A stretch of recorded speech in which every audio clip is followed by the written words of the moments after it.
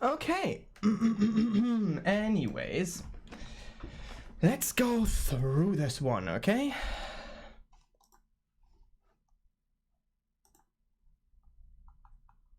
Oh, this wrong country, desktop audio. that it changed your life? Have you ever visited a country you only heard of before, dreaming and imagining what it would be to finally go there? And when you finally reached this country, that it changed your life forever? Well, then you might somewhat know how this person felt when he went to a different country, and when he came back, changed the entire world in which he lived in. Don't blame me for being stock footage heavy. I put some gameplay footage of one of my favorite games of all, well, not one, probably my favorite game of all time in here. Yeah. But I mean, stock footage is pretty useful. Oh,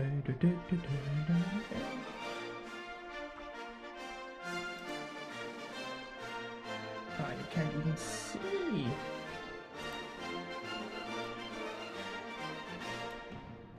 Bam. A short disclaimer beforehand. This video is for educational purposes, and I do not... I mean, I fucking love this intro, by the way. Just look at this, okay? ...which he lived in. It's La Carmarole. It's a French revolutionary song.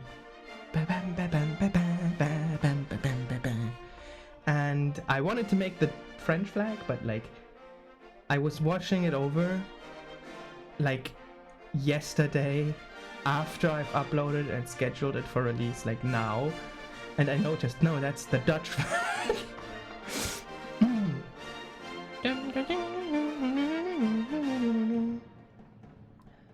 A short disclaimer beforehand. This video is for educational purposes, and I do not endorse the actions of every figure in this video. I also tried to... This disclaimer was kind of meant because I don't really want heat on me, you know? I want this to be like history first, you know? It might come off as a bit of a puff piece, and I do not say it's a puff piece, but I mean also like... It's kind of like, yeah, I mean, I don't want to make any political statements. That's what I kind of wanted to say here. Yeah, as much as I like the guy, I don't really want any political prescriptions to be made of this. To source every claim in this video thoroughly as well, but I still might have made some mistakes, so keep that in mind.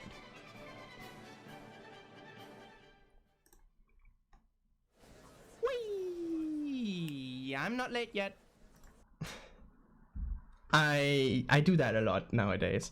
This like crowd of people talking is something I like to do a lot. I don't know why. Okay, I hope you've read the syllabus. AP Japanese history, let's go. Woo! Yeah, I know, I'm a bit joking. It was like a medieval stronghold. Under the Sakoku policy of 1603, Yeah, Sakoku literally meaning locked country, and 1603, I think that's when, like, a few years after, like, the Sengoku Jidai period ended. There's an interesting story about, like, the one Japanese ambassador they sent to Rome, and he left before Sakoku, but then didn't return after Sakoku. And it's a fascinating story. I should probably cover one day, but I have so many more stories I want to cover, so probably not. Let's be real. There's a funny story about Sakoku too, about like a British warship during like the Napoleonic Wars, which like came to Sakoku, like during Sakoku came to Japan, and during that time Dutch traders were predominant on the island. So basically that's just a warship that came there and blew up all the Dutch ships and fired on Dejima and then sailed away again.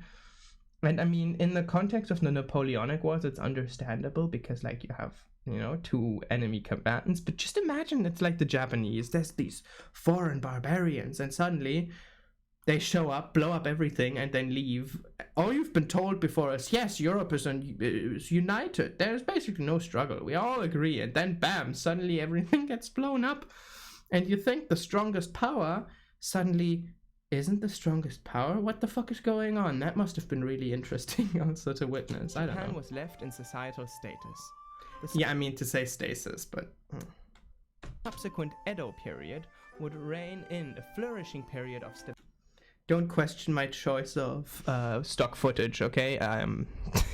Shush. Stability.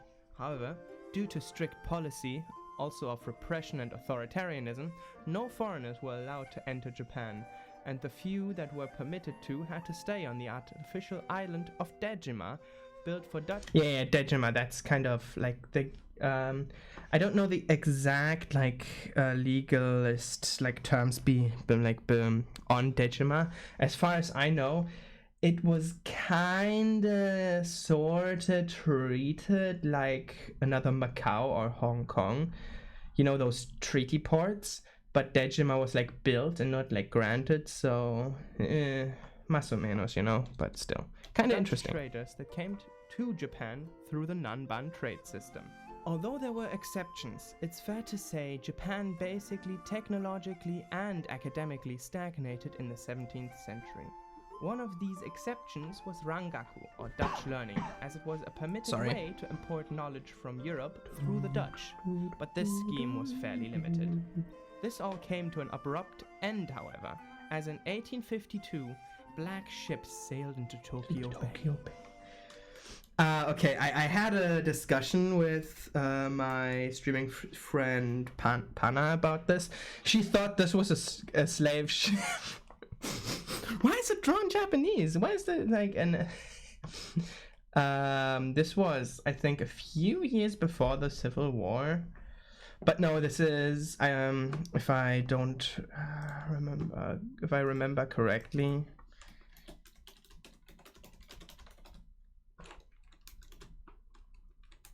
Japan.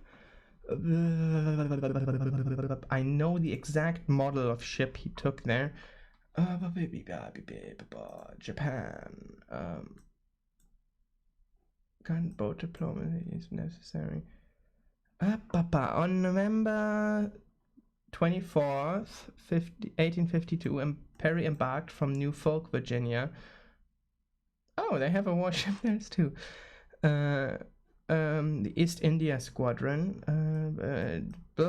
He chose the paddle-wheeled steam frigate Mississippi. The Mississippi was a paddle frigate, and she was named after the Mississippi River. And I mean, look at her, black. You know, it's like black. Mount St. Helens about to blow up. Okay, no. What was the ship he sailed? I know the exact ship was the Perry Expedition. What ship was on there? Oh, I love the black ships. I know it was some sort of like paddle steamer frigate thing. The class, I want to know the class. And it's just like, there were like actual paintings of it. Let's see if I can find it. Yeah, there it is. This is the painting I was thinking of. It was completely black too. So if you take a look at it, it's, yeah. And then you also have like the famous picture like this. Everyone knows this picture. And then people are like, oh, what the fuck, black ships? But like, in actuality, it wasn't like that. So, but no, it's a warship, not a slave ship. Just wanted to clarify that.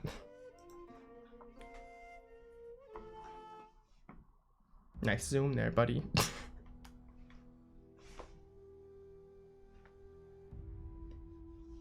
If you know, you know. The music at least. Strange foreigner with white skin, they were here to bring an ultimatum. Open the country. Stop having it be closed. Commodore I couldn't Matthew resist it. Through gunboat diplomacy, had begun a process that Yeah, that is Total War Shogun 2. in time Fall of the Samurai. fundamentally changed Japanese society forever. Let's turn Not back a the paddle clock steamer, at least 10 as years far as before. I can see. Actually, The subject of our video, Nakae Chōmin, was born as Nakae Tokusuke in Koichi on Shikoku. yeah, I mean, take a look at that strapping young lad. You know? Twink death comes for everyone. But for him, it came at 30. Was born as Or Nakae even before Chōmin that. in Koichi on Twink death Shikoku. came from real fast. His family were Ashigaru in service to You'll the see Yamaguchi later. clan. For Oh, I mean, you any already Total saw, War but Shogun 2 still. fans, it's the standard Wash. campaign unit, you know. I just harped on about Total War Shogun 2.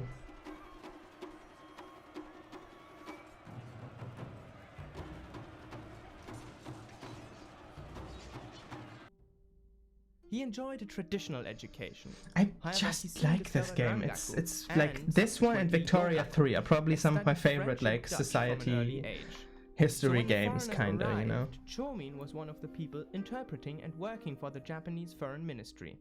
In due time, he would come to admire the West and the novel ideas and technology coming to Japan from there.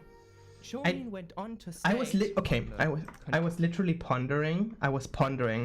What footage should I put in the background? I can't have it be all stock footage.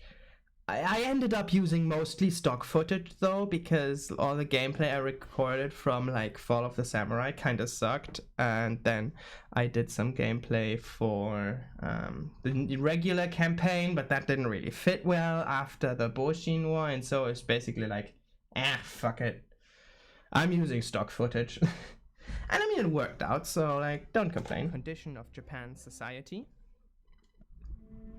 Unfortunately, there is no difference between the past and the present. This, if you're wondering, I don't think I included the source of the quotes here, but they're either from his book, The Discourse of Three Drunkards on Government, or like this one specifically, it's the tagline of one of his newspapers. There are some of his newspapers still preserved in like some of Japan's archives, and I went on a Japanese archiving site and some of his newspapers were actually still accessible, and so I took pictures and put them in Google Translate. So the quality may vary, especially the longer the quote gets. But I think the sentiment behind them is more important, and I should probably link the archival site I found in the video description. But I'm probably gonna do that later, so you know, just on that. In due time, the Boshin War would kick off, a civil war to overthrow the shogunate government in Edo and restore imperial rule. Cannons would roar as sabers clashed with katana. If I had a nickel every time a major political event that would upheave an era would take place at Honnoji Temple in Kyoto, I would have 3 nickels, which isn't a lot, but it's weird that it happened thrice. Government in Edo and restore imperial rule. Cannons would roar as sabers clashed with katana, and guns. Yeah, if you don't know, Honnoji Temple is probably one of Kyoto's most famous and important temples. And that's where fuck. So okay, Prince Genpei, or no, Genpei wa Prince Mochi, Himo, I don't know. Anyways, there's something important that like I think the Prince Mochi's rebellion that kicked off the Genpei War took place or started at Honnoji Temple, but quickly like spread from there. Oh, was it like, okay, I'm not the most like, I don't know the exact timeline of the Genpei War. I just know that there was like upheaval in Kyoto that spread into the Prince Mochi rebellion, which started the Genpei War. So that's happened there during the Sengoku Jidai, the Honnoji incident where Honnoji Temple burned down because traitor Akechi Mitsuhide burned it down to kill Oda Nobunaga, which he did successfully. So that's the second one. And then the fucking the Bakumatsu storming the temple to start the rebellion to depose the emperor. That was also in Honnoji Temple. So, you know, Honnoji Temple. 3 important era-defining moments happened there. Quite interesting, isn't it? Also, fucking, I know Last Samurai isn't the most historically accurate movies, but I like it because, like, even if it's not as ridiculous as shown in this movie, like the 1850s to 1850 to 1905 in Japan was such a wild fucking time. Just think about it, okay? You have basically medieval knights, and a feudal caste system, like for example Europe hadn't seen for hundreds and hundreds of years. And then in 1905 you had basically a modern democratic constitutional monarchy like Britain, or even more in terms of like government structures and policies, somewhat more progressive than many nations in Europe. But the underlying like samurai caste system traditionalism was still brewing underneath the surface, which then evolved into Japan during the Second World War. So, and like generally, this period was so fucking weird, so interesting, and so consequential to the historical development of Japan that I end up going back to it so goddamn many times. I think nowadays when we think samurai, we think of the romanticized image of it, but truly, if the period of like if the end of the Edo period and the Meiji Restoration and the Boshin War probably wouldn't have happened the way that it did, Japan now wouldn't be half as famous. If they went the way of China and gradually like caught up with the West and slower, I feel like no one really cared about Japan. But because of this period, we're watching anime today. So thank you, Matthew Perry, like Commodore Matthew Perry, for giving us anime. Just saying, okay? He is responsible for all of that Miku porn. Guns, bows, swords, and cannons erupted across Japan. With guns and other help from the West, the shogun was defeated, and his... Can you tell already that I really like Total War Shogun 2, and specifically the Fall of the Samurai expansion? This game is fucking timeless. His supporters driven further and further north. Yeah, further and further north. What I was playing on here was the short-lived Ezo Samurai Republic.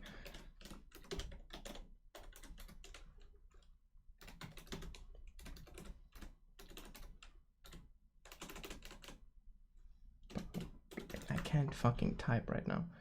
Look at this. Hijikata Toshizo. Republic of Ezo. What do we got? Like, yeah. Basically, a short-lived samurai state, which was weirdly a republic in northern Japan. Like, okay, Bakufu troops being transported to Ezo. It's basically like the Tokugawa shogunate supporters creating a new state up in the north. Ooh. Toshizo, no, Toshizo was dead. Jean Brunet, also one of the like, this is the the Last Samurai, the American character. This is him basically. He was real, okay? You're fucking bonkers to think about it.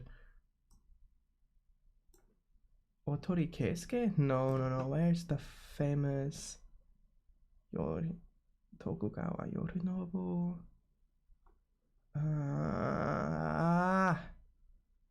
Where is he? Where's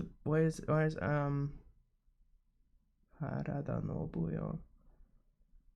He has to be here, right? Tokugawa Kenosuke, Tokugawa clan.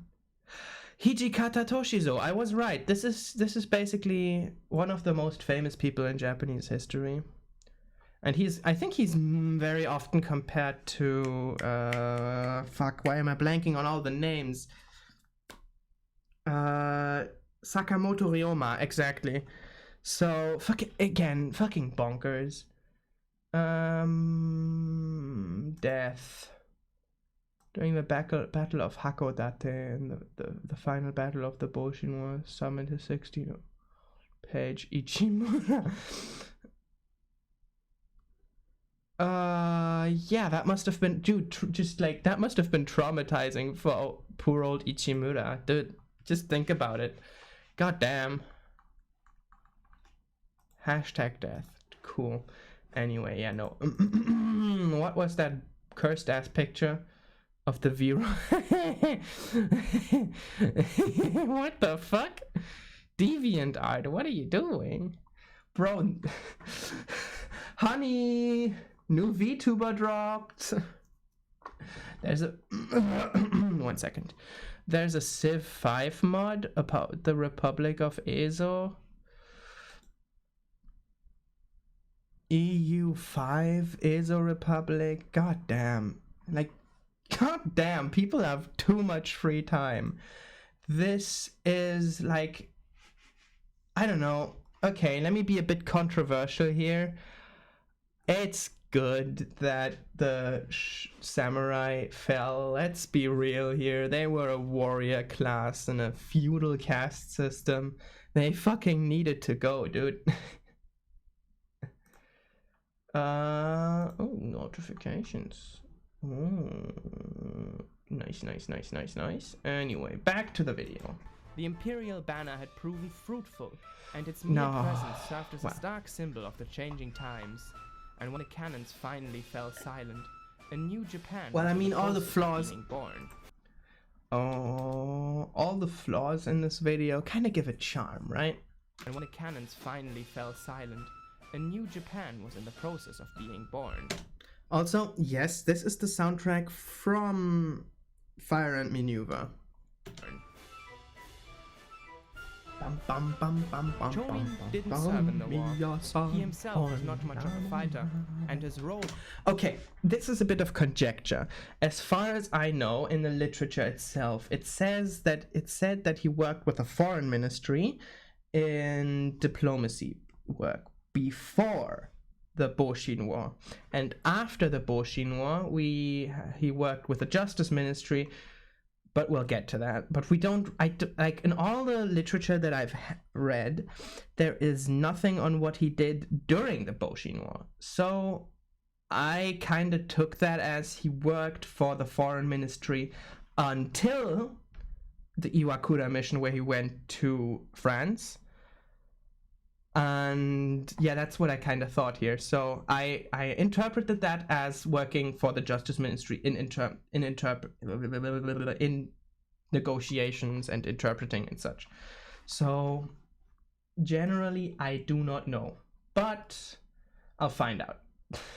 Well, I don't think I'll find out, because I would need to read Japanese for that, because there's way more stuff in Japanese on him. And 俺の日本語ほんとまずいです. Like, I haven't studied Japanese in 2 years. It's bad. My Japanese is fucking bad, okay? I really need to get back at it. But 现在我学习韩语了.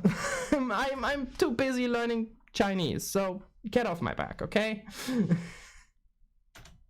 Maybe I'll do Korean. His role next. as an interpreter was way too important to be squandered on the front lines.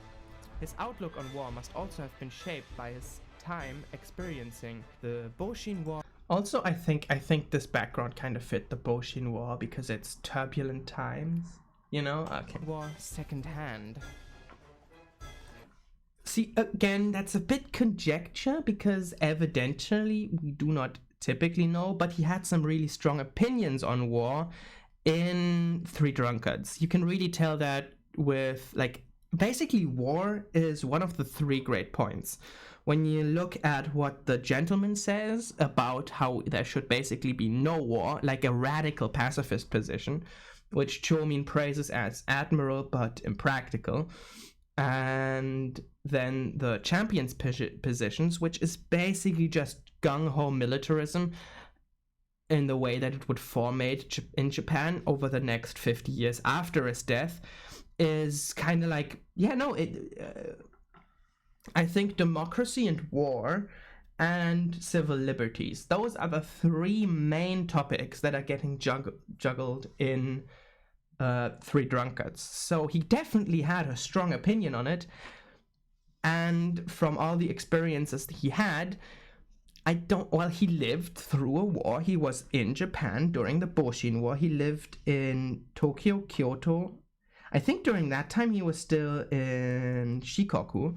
So basically at the front lines, but he was in an important role in the government. So I personally think that he must have had a bit of regret, and seeing all of the horror that was the Boshin War unfold before him must have had an impact. Although I cannot certify and I can't for this one point to a specific source. I just know, for example, he probably knew a few imperialists, because a lot of the people in like Dutch learning, Yogaku, Rangaku, and such on, those people tended to lean more imperialist instead of they tended to lean Bakumatsu. They were leaning Bakumatsu. They were not leaning Bakufu. So, he probably knew a lot of the combatants. He probably had a lot of friends in the circle of Dutch learning, in the circle of westernization in quotations there. He probably knew a lot of people in that circle that would then end up dying. So I definitely can see how that experience might have shaped someone like Chōmin. He definitely also knew Saigon Takamori. He definitely knew a lot of the generals in general. He knew a lot of people. He knew a lot of connected people, and he knew a lot of common people that were all in the imperialist camp. And he has to have also had some people in the more traditionalist camp. It's a political question. Think to your circumstances today. The years leading up to the Boshin War, I can only presume must have felt similar to what I will now placatively call modern times. People complain about political polarization, and I can only imagine how many times a Japanese husband had to sit in his room or beat his wife because she said, well, maybe we need the emperor back, you can see it, right? This again is a bit conjecture, but I feel like it's a reasonable conjecture. So yeah. He went on to state in his book, again, to preface this, I didn't do that in the video, which I kind of feel bad about, but it only occurred to me when I was 80% done, and redoing that would have thrown off the scale of the video immensely, and so I threw in a little thing. Yeah, this is a quote from the gentleman from Chōmin's book. And the gentleman in Chōmin's book, The Discourse of from Three Drunkards on Government, is kind of he calls him a gentleman of Western learning, so presumably the Western thought of Rousseau. People compare Chōmin to Rousseau a lot. I compared Chōmin to Rousseau a lot. I wrote an entire term paper about it. That kind of inspired me to do this video. So basically, Chōmin made a video. I made a video. Chōmin made a book. And in that book, the ideal position. So idealistic is also a normative claim. So basically, he made the normative claim that, yeah, we need democracy. And it would be cool to have this kind of democracy. And I want it now at best. So if I could get what I want, this is the maximalist thing. The gentleman is kind of a caricature of the maximalist positions of liberal democracy, radical liberal democracy even, because again, during that time, Japan was an autocracy. And during the time that he wrote the book, Japan was still an autocracy. And so the gentleman here is kind of like the maximalist position of liberalism, which is also framed as naive. A lot of the time, the gentleman brings up absurd hypotheticals, like, oh yeah, King Louis XIV should have just abdicated the throne before the revolution. He could have left his head and went on a farm, And that is kind of framed as, yeah, I mean, he should have, but that was never going to happen. Like, let's be real, he wanted to hold on to power until his dying breath.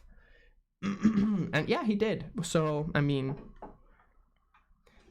that's kind of what the gentleman is. And I feel that I need to say this because this quote is kind of like, what the fuck is he on about? But when you like hear it and keep in mind that this was a maximalist position that he was pushing for ideally, I think it makes sense, you know? What could they do if we have not an inch of steel nor a single bullet about us, but greet them with civility? If you swing a sword to attack the air, nothing happens to the thin, free air, no matter how sharp the sword may be. Bro, Veggie crushed it. Why don't we become like air? I felt really cool doing that, okay? Now, Shush. in context, this would be an extreme position that he envisioned for a world of democracy.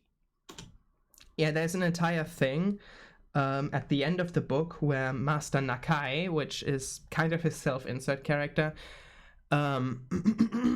scolds both the champion and the gentleman for being a little unrealistic, for being like, oh, Mr. Gentleman, you seek democracy so much, but have you considered the people are not ready for it yet?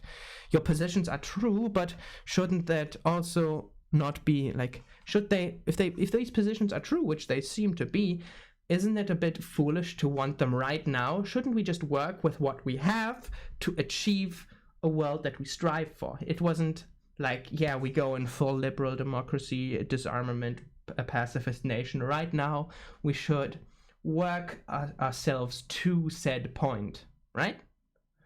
But I think I've conveyed that poorly in this one. Where did he develop this belief? Well, in France. Yes, In certainly. France. I don't know, I felt really pretentious recording this, so I mean, I threw in, France, and I think I said, instead of Rousseau's social contract, later I'm going to say, Rousseau's contract du social, because I don't know, you know? What to Chōmin must have been a second home, as he spent 4 years living in France. After the Boshin War had ended, it was time for the Japanese to craft a new society. And so the Japanese government sent out many of their people to go to Western countries and learn their ways. Chōmin joined in on the Iwakura mission to France. There we have the Iwakura mission. It's packed with a lot of very influential people at the time. What I find interesting, though, the Iwakura mission, as far as I can tell from all the other people on it, leaned conservative. So that kind of lends me to think that Chōmin himself thought of himself more as a conservative-ish leaning imperialist until he went to France and then developed his more liberal and democratic ideas. So he kind of went through an alt-right phase, I presume, you know? France, where he subsequently stayed. This is also where he became acquainted with the European thinking. It was around this time that the inspiration would stir him to start a new chapter in his life. Man is born free, yet everywhere he is in chains. That is like, Green crushed it as well. Let's be real here, Green did an amazing job voicing this. Oh. Jean-Jacques Rousseau, the pre-revolution Enlightenment era thinker that started Republican thought in France. Rousseau was on the run for many years, but left a legacy that I would should have put my surpass his actions in Fugi life. over here. Bouncing from town to town, sometimes in pursuit of knowledge, sometimes pursued by another. I had an entire biography of the life of Jean-Jacques Rousseau in front of me, and I just couldn't bring myself to read it. I had to read so much for that fucking term paper, and I was like, bro, I'm just gonna skim the Wikipedia and be done with it. And that was really long too. Bro, Rousseau's life was complicated, and I'm going to shorten it, simplify it, summarize it in one sentence. in this video. In my video, I think I sorry. In my term paper, I think I formulated it out to be a bit longer, but still not too in depth. I was mainly focusing on Chōmin. Oh my god, but Rousseau, Jesus. He is such a headache. Just read The Social Contract and read on Just Punishment. And if you want to be funny, give the book Pedagogy and How to Raise Children, or on the social way of raising children. Put that on streamers' thrones, like VTuber women who kind of behave weird. Put that on people's thrones and it's funny, okay? I think it's funny. I put that on Nexi's throne and I thought that was kind of funny, you know? A book on raising children to see what went wrong. I don't know. Rousseau has so many fucking books too. So, you know, whatever. Chōmin must have felt some sort of connection for sure, as he was also a very famous French coast, by the way. Chōmin's life in Paris and Lyon was from then on devoted to studying and translating Rousseau's Du Contrat Social. He studied Du Contrat Social, you pretentious fuck. Philosophy, history, law, and French literature under the patronage of the Justice Ministry. Also, during his time there, he would get acquainted a city garden with of Paris. Saionji Kinmochi, one of Japan's. Okay, I wanted to put Jackie in the video. Just because I like the guy and we don't talk nearly as much as I want to.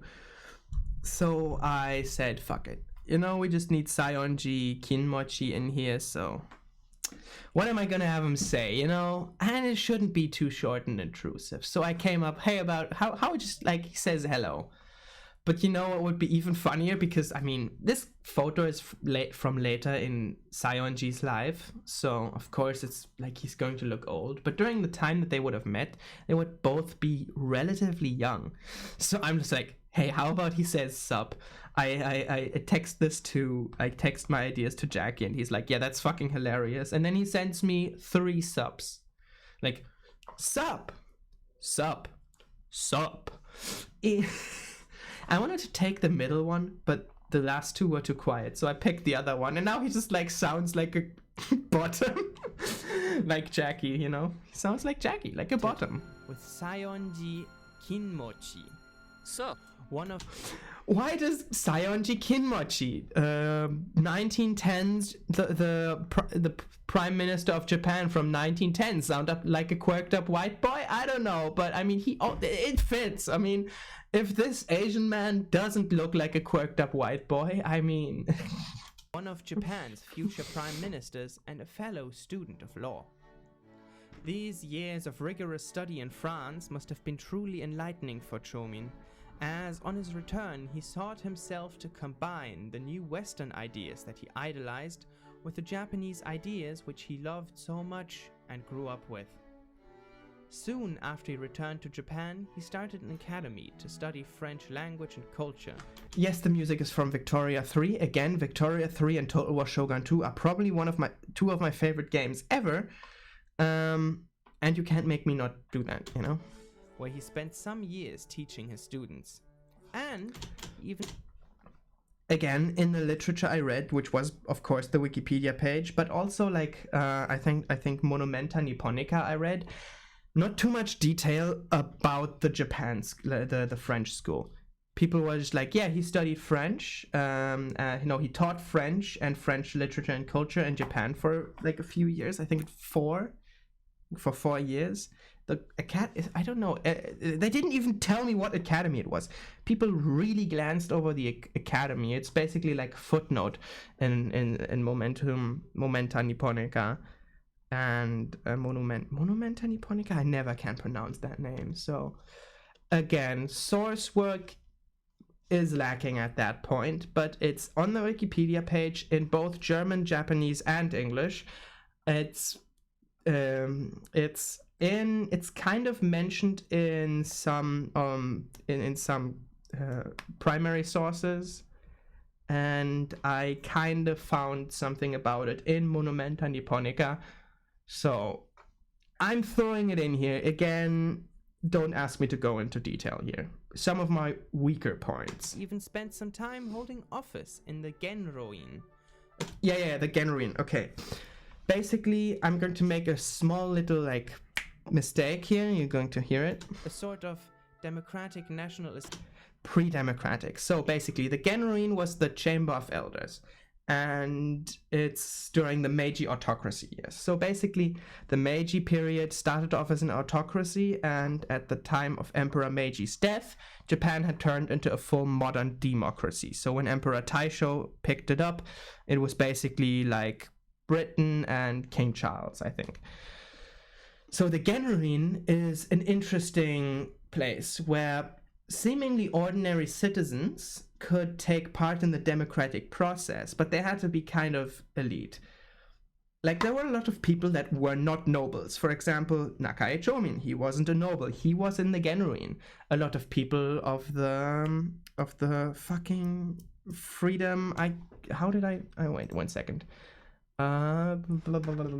Interlude 1 second. I need to find something. I need to find a PDF and how I wrote it down.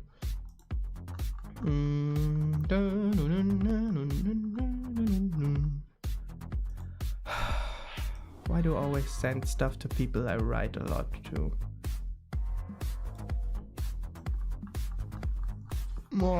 I need to go through a lot of text to find the PDF that I'm looking for.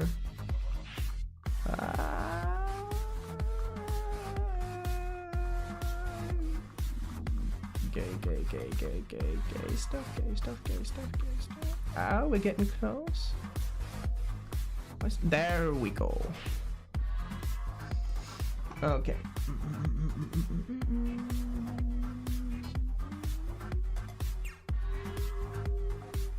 There you go.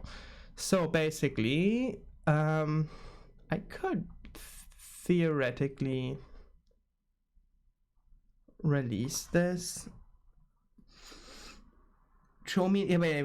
Chōmin is his pen name, not his actual name. He's Nakae Tokusuke, and he wasn't just like Chōmin, he took that on when he married. Chōmin is a pen name. It means a trillion people. It's like the voice of the people. Probably also got that from Rousseau. Because the majoritarian opinion should rule. Very Rousseau thought, and he probably picked that up in France. So he was known as Tokusuke through his entire life. Chōmin was just how he published his works in his newspapers.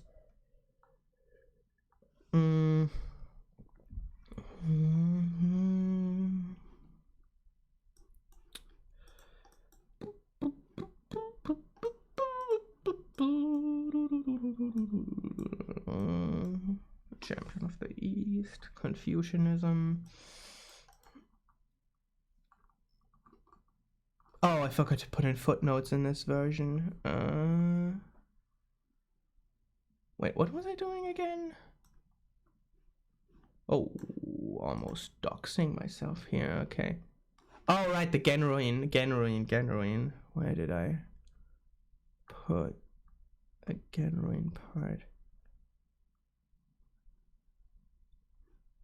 Whatever, doesn't matter. The Genroin was kind of I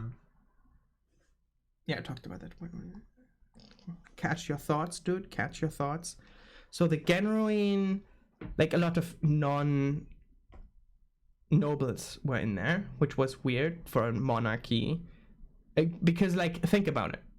Imperial, like, Meiji autocracy was an monarchy because, like, the ruling imperial family that was in power in Japan since, like, 700 AD.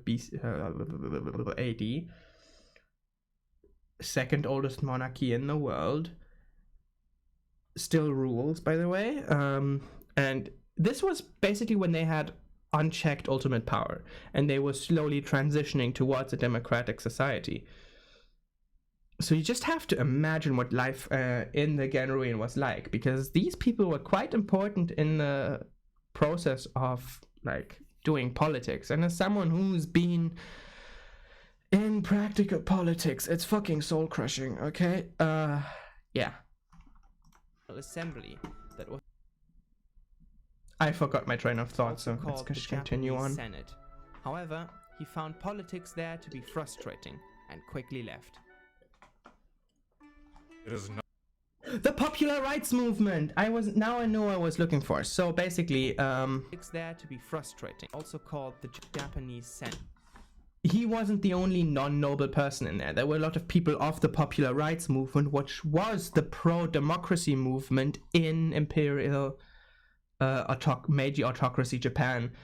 And he wasn't the only one who quickly left the Genrin. A lot of people from the popular rights movement got kind of like, because the Genrin was very fractured. There was a lot of factionalism going on in the Genrin at that time, and that kind of alienated the popular rights movement people, and one after another they left because they kind of got bullied out. But they won out in the end because the Genrin was dissolved a few years before the first election. So Senate. However, he found politics there. Also the Chamber of Elders. This is like, the idea behind it was kind of like the... Fuck, what was the thing in the French Revolution for the king? Like the National Assembly? I think it's national. No, not the National Assembly. You know, where the three castes of French society, you know?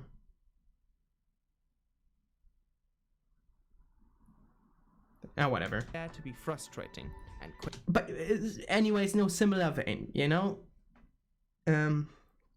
It was an advisory board. Quickly left. Kind of. It is not possible to reach the peak of success, but when you suddenly see it here, it is beautiful. Again, this is a quote taken from the newspapers, electronically translated, so he was a good wordsmith, and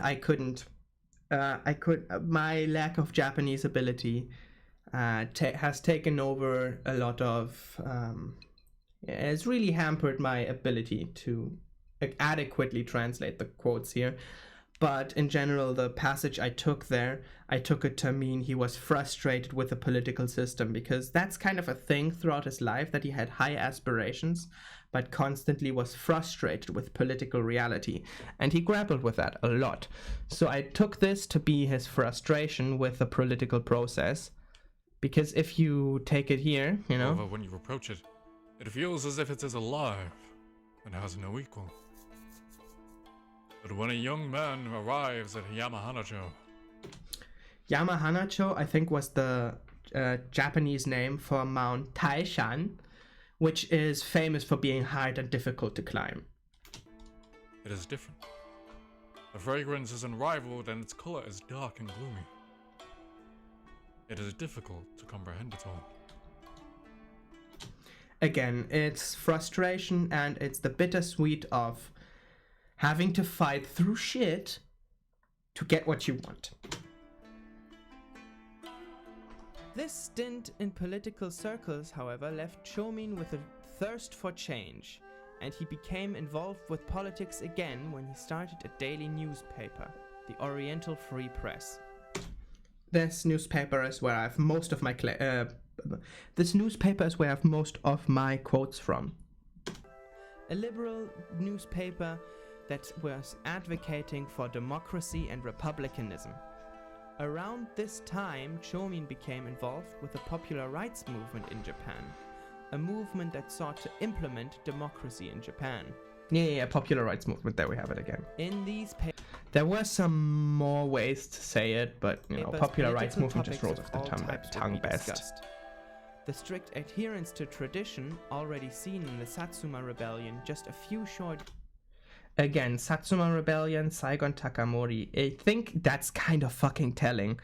That, but I think I covered. I think I said it a bit clumsily here, but I think my coverage of the rebellion is is good enough. I think the Satsuma Rebellion, I think, is the counterpoint to what Chōmin was trying to achieve. You know, Chōmin was trying to liberalize the society and move towards pacifism, while the Satsuma Rebellion sought to change out the head of government, like the Saigon Takamori and the samurai traditionalists in the imperial camp they sought to change out the guy at the top. They wanted an upheaval in the political system, but not in its society of Japan. So I feel like kind of highlighting the Satsuma Rebellion in contrast to the liberalization of the Meiji regime is kind of an interesting point to come up here. So I really think it's the antithesis of each other. You know? Years before, for example, was sharply criticized. However, there are people in the prison of cultural custom, and there are two reasons for it being so. For they are wise and foolish. Good quote here. I think it's from one of his later newspapers, but I really liked the quote, so I kept it.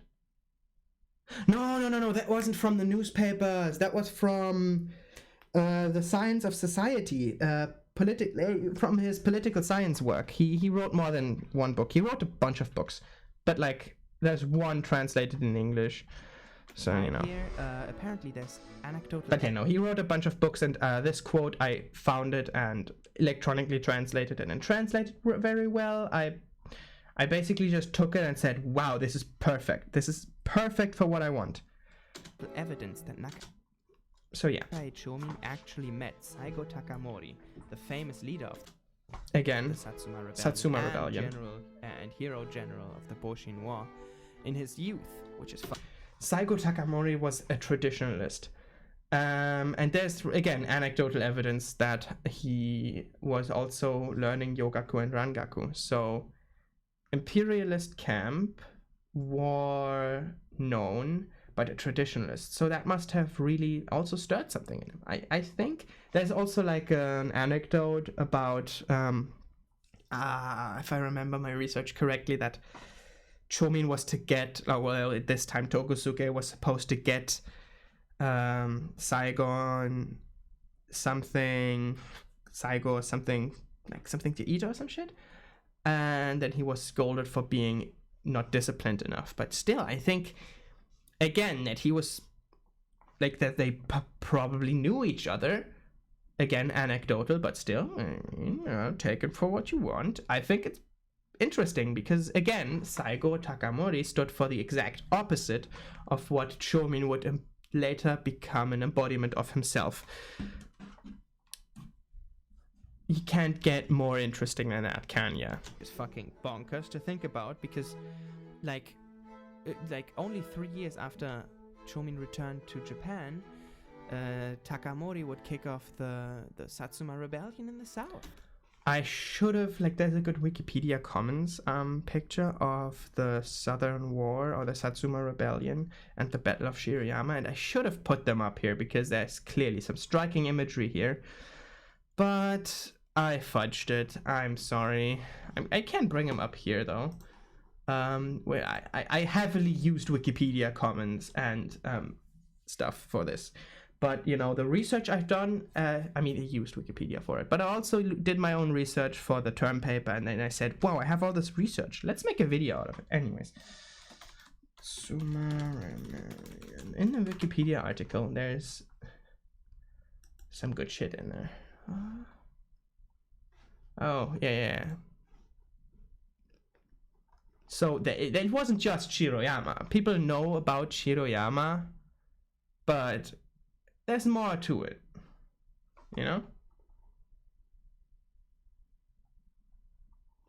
They had some fights and some stuff and some things. But in the end, where's the famous picture of the Southwestern War? That's what it's called. The Clash at Kagoshima. There. This is a pretty famous image. Like, again, the imagery here is striking because you have, again, imperial steamer paddle ships with modern equipped boys, and then you have just Saigo sitting there in samurai armor and people with katana in a style not too... This period is fucking bonkers. I love it. I love all the art and the stuff. Oh, yeah. Clash at Kagoshima. Yeah. Yeah, this one is also pretty famous. I think when people... Tabaruzaka. Again, this is the Battle of Shiroyama that people know, where the samurai charged down the mountain into the fire of the enemy. It's unironically such a striking thing, you know? Anyway, they had no chance. Got wiped out, so yeah. So, you can't make this shit up, can you, huh? But it's only anecdotes, so, you know, grain of salt. Again, when I found this out, because I didn't see that in my research for my term paper, but when I went over the Japanese article again to get some more details that I missed, because in my term paper was partly about Chōmin's life, but mainly about his philosophy, so I didn't really focus too much on that. But when I went back to the Japanese article and read through that one, I found a treasure trove of fucking anecdotes and quotes and stuff from him that I was like, you know, I have to include this now, you know? So I did. And I'm pretty glad I did, because there's, like, this Saigo Takamori thing, I think it was perfect to tie it together because, you know, it fit the theme so goddamn well, bro. It's like the lucky find when you're, like, Easter egg hunting... I know, Easter egg hunting. That was pretty cool. But like, if you find the really big basket with all the sweets, and you're like, oh, you know, that's how I felt like when I found that. That was the jackpot, you know.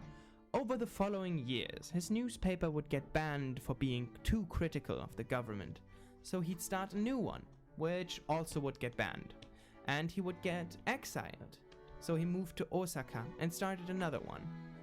This is where he would then go on to meet his disciple, Kotoku Suishi. Doggo crushed. No, I don't. I'm going to say everyone crushed it because I'm really polite. But unironically, when I texted Doggo, he isn't really like a streamer or a YouTuber or anything. He has some stuff, but I mean, you know. I asked him, do you have anything to record your audio with? And he's like, no. I was like, you know, like Windows has an internal audio recorder. And then he sent me the most jank ass shit, but I made it work somehow. I had to do some audio editing here, but dude, I'm still fascinated with the personage that Doggo represents, okay? In 200 years, someone should probably make a video like this about the legend of Doggo. Bro, I love him. He's cool. An anarchist journalist, whom he would teach his philosophy. Kotoku Suishi is also a really fucking interesting person, but his story is really depressing, so maybe I won't cover it, but just like, it's interesting. Philosophy in the Confucian tradition, but still influenced by the ideals of Rousseau.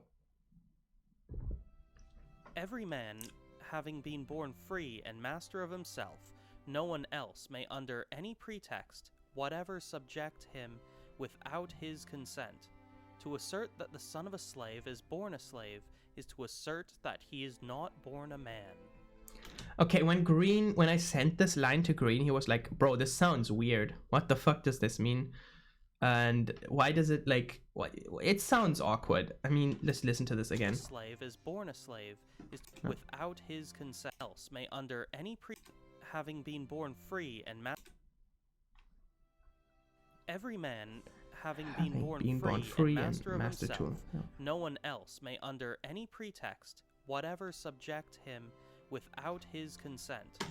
I think this is because the etymology of subject was different. Basically, subject became like, it could be used as subject, like noun, but I think it also verb. Now subject is like to do onto someone, not to bind someone. So this kind of makes it like, oh yeah, subject, but no, I think it's subject himself. But Green didn't see it that way, but so we had a little thing about it, and now you probably say subject him to bondage or imprison him, but like, I think it makes sense, but it's kind of weird because subject, again, nowadays it's the context, subject is more used as a noun, but I mean, promise me, it makes sense, but it's weird. To assert that the son of a slave is born a slave is to assert that he is not born a man. Chōmin's stint in Osaka was relatively short, however. Also, I put this quote in there because I think it's really fitting that there shouldn't be a master and subject relationship, even though Soishi, where is you? This is where he would then go on to meet his disciple, Kotoku Suishi. He taught him in the Confucian tradition, which means master and student, hierarchy. Even though both of them were very anti-hierarchy.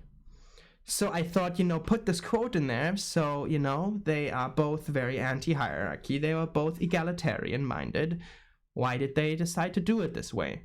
I think it's because both of them really valued, like, Japaneseness, As you can see, all the famous pictures of Kotoku Sushi is him in traditional Japanese clothes. All the famous photos of Chōmin are him in traditional Japanese clothes. They were very attached to their culture. And I feel for these people that a lot of these elements were more seen as a cultural identity than a political one. And as much as secularism is presented in them, I feel that also there should be a clear distinction between cultural custom and political practice.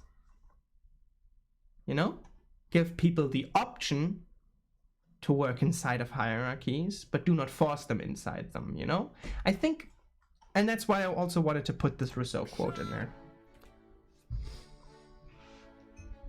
An anarchist journalist, whom he would teach his philosophy in the Confucian tradition. But Tokyo born a man. Chōmin's stint in Osaka was relatively short, however, as he was able to return to Tokyo shortly before Japan would see its first democratic general election.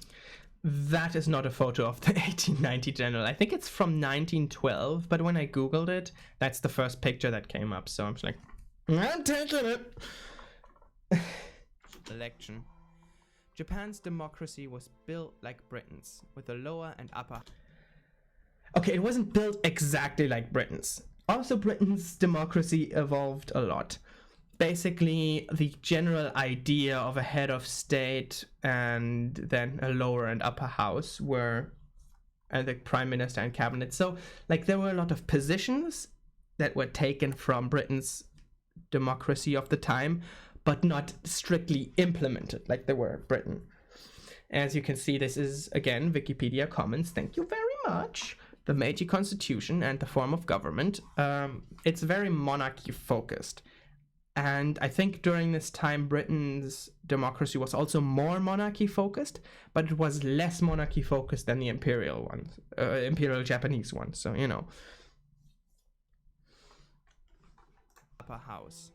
Also, the Genroin still kind of lived on in this. Chōmin was running in the elections, specifically for Osaka's 4th district. Yeah. So, he lived in Osaka for a few years and then moved back to Tokyo right as the election happened. So he still was registered as an Osaka, and so he was kind of like, whoa, founding father of Japanese democracy, lived in Tokyo but was representing Osaka, kind of a thing. I have a lot of detailed information about this, but going through it is goddamn boring. So sorry if I cut this part a bit short, but basically there's like it's independent votes and like stuff that he would go into with parliament and newspaper stuff to like cover. But I guess I said, it's kind of important, so I can't cut it short, but I wanted to cut it relatively short. So I think I summarized his stint in political life kind of short-ish to like a minute. A seat he'd actually go on to win.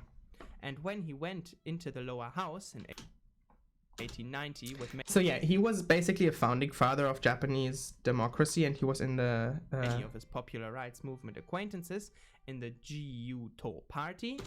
Basically, the Gyuto party was kind of equivalent to like the liberal party, like the nowadays modern Democrats. It was as some Twitter lefties would call it, it was a bourgeois it was a bourgeois liberal party, and Chōmin, again, his disciple was an anarchist, didn't swing bourgeois liberal, although he had tendencies there. But I think this frustration with the system is also kind of it's kind of derivative of his more radical positions that he continued to front even into his later ages. And so that's why, for example, there were certain votes where he would make a big stink about, but then get, even with some of his popular rights movement allies in the Gyuto party, would get outvoted in. So, He hoped to not repeat the happenings of the Genroin. This hope, however, was dashed, and he soon after left the party and retired. Maybe his approach to Again, there was some votes on the questions of suffrage, which he was involved in, which did not go the way he liked, and some votes on like civil infrastructure, which, I mean, he got through, he supported, but then he had to make some critical, for him, red line crossing. Why can't I get my facts straight? God damn it. Fuck, I should have brought my notes. Anyway, no, there was some... Anyways, he had to make some concessions that he really didn't like on some public infrastructure bills, which fueled his frustration and caused him to leave. Radical, as he was already widely known as an advocate for democracy. This is again a newspaper quote. In the midst of the restrictions on the register and the obstacles to the 5 desires and 6 vices, if we continue to live vigorously, we can soar. I think this is probably the worst translated of all of the quotes. I took it to mean something like fight for what you need. It's a bit like Living in the Truth from Václav Havel. Like in the same vein, I feel like, but this one is about like live vigorously and strive for freedoms. And I mean, he talks about welfare and education in this quote, so I feel like this is like, we have the freedom of thought that is the foundation, and so in the second month we will begin to have freedom in all other areas, and all of these will lead to a wonderful life. From here we will be able to cultivate the things that we need most, such as welfare, education, and so on. Again, I think this was like a call on people to support him, because a lot of his proposals and a lot of the proposals that he supported didn't really get through the way he wanted to, and this, but it's from the Oriental Free Press, so, The same year, he decided to try again with political shenanigans. His mother Shenanigans. died, and this put a significant stress point on Chōmin. Yeah. Another thing, he was really taking care of his mother a lot. You could say he's a mama's boy, but yeah. As he already was suffering from alcoholism for many years, and now his general health began to flag too. His magnum opus, The Discourse of Three Drunkards on Government, making him be an alcoholic. I mean, you could probably tell that he was an alcoholic before, but I probably should have stated that previously, because like that's what people know him for, that he was kind of like a drunkard but well-meaning. So he was a bit hampered in his enthusiasm, but he was still strongly supportive of the development of railroads in Japan. Again, public infrastructure was, I think he said once that public infrastructure is the heart of participatory society. If I had my notes on me, I could point to something better right now, but he was a train bro, you know?